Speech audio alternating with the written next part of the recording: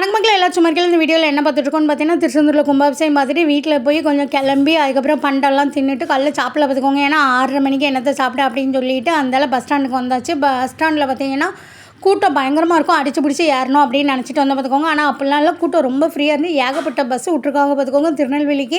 ஆனால் கவர்மெண்ட் பண்ண தப்பு என்னென்னா ஒரு 40 பஸ்ஸு நிற்கின்னு வைங்களேன், 20 பஸ்ஸில் வண்டி ஃபுல்லாக கூட்டம் இருக்குது பார்த்துக்கோங்க. ஆனால் அந்த பஸ்ஸு 20 பஸ்ஸையும் விட மாட்டுக்காங்க. நாங்கள் கொஞ்சம் கொஞ்சமாக தான் அனுப்புவோம் அப்படின்னு சொல்லிட்டாங்க. இதில் பாதி பஸ்ஸு வந்து அந்த மண்ணில் வந்து பதிஞ்சிருது பார்த்துக்கோங்க. அப்புறம் இருக்கிற மக்கள் எல்லாம் சத்தமாக நான் ஒரு பஸ்ஸில் வந்துட்டு 1.25 மணி நேரம் உட்காந்துருக்கேன் பார்த்துக்கோங்க. அந்த பஸ்ஸை எடுக்கவே இல்லை டிரைவர்.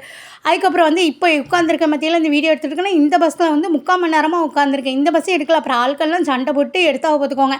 இனிமேல் நான் வாய்ஸ் கொடுக்கல, அவங்க சத்தம் போடுறது நீங்களே கேளுங்க.